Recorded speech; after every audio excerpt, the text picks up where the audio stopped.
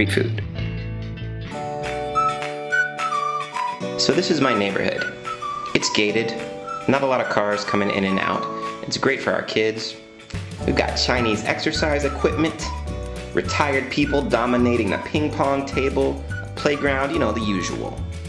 A little bit of liu mao qiao, that's how you say badminton, which is one of the more popular recreational sports around here. Out front, there's always a few delivery men. This is how we get mail in China. Somebody calls you and they're like, okay, hey, I'm at the gate, come right now. And you're like, dude, I'm at work. And he's like, okay, no problem, I'll come back another time.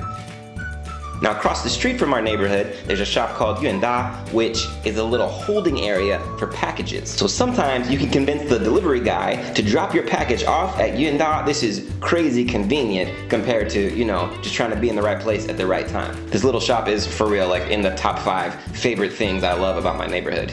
Now you've seen my corner in the morning, you've seen my corner at night. This is my corner a little after 5 p.m. on a lazy Saturday afternoon. It's pretty chill, but I'm out here for some goats. I've been intrigued by these goats for a while. I just go by and I observe them tied to the fire hydrant or whatever. And you could just walk up with your own container, give it to the guy, and get fresh goat milk on the street. And with goat milk, you can make goat cheese. Theoretically, am I a professional cheesemaker? Who can know? I wanted to find out. The boss just left the dogs in charge of the goats. We had to wait for a while. The goats were around, but their owner was nowhere in sight. So, you know, we just hung out and watched the goats. I don't know if these are good looking goats or not. I am not a goat specialist. But my kids were into it. We don't see a whole lot of animals in the city. Oh, there knows something's up now. So when the guy came back, he milked the goat and my kids were locked in. It took him about 7 or 8 minutes to fill up our bottle, and I brought back fresh goat milk to make some fresh goat cheese. My wife was not impressed. I will not be eating the cheese, and them goats stank real bad. And their stinky goat children have been suckling the udders of their stinky goat mamas. And it's been like in goat mouth. Whatever, I was into it. So I put 4 cups of milk in a pot on the stove. You heat the milk till right when it's about to boil, but don't let it get to a rolling boil. Then you turn off the heat, you add some vinegar or lemon juice, and you cover the pot.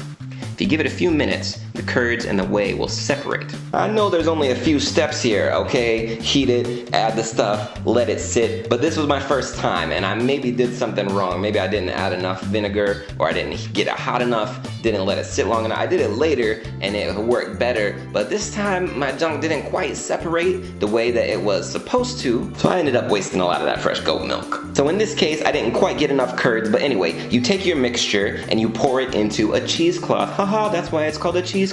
Inside of a colander, and you strain out the whey from the curds. You can keep the whey for later and use it for stuff, I heard. You can like add it to your oatmeal if you're somebody who likes oatmeal. It's apparently got a lot of nutrients. Now you gotta let this drain for several hours. The longer you leave your curds to strain, the thicker the cheese becomes. Okay, mine had the texture of like a ricotta cheese, which I maintain still counts. Did I make cheese? Yes. I scooped it out, put that junk on a chip.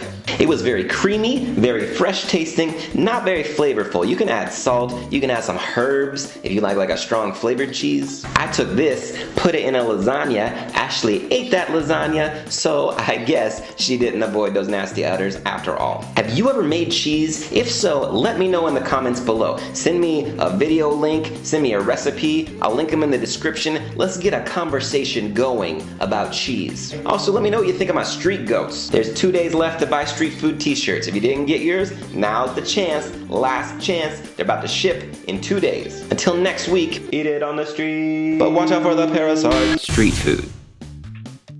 I recently met a dude from Gouda, like as in Gouda cheese. I'm like, you know how to make cheese? He's like, of course I know how to make cheese. I'm from Gouda. But he got them Gouda secrets. I don't think he's giving out the Gouda secrets. I think you get that if you're from the Gouda community. You get the secret of making the Gouda, but then you gotta lock that up. I'm surprised they let him out of town, but he lives here in China now.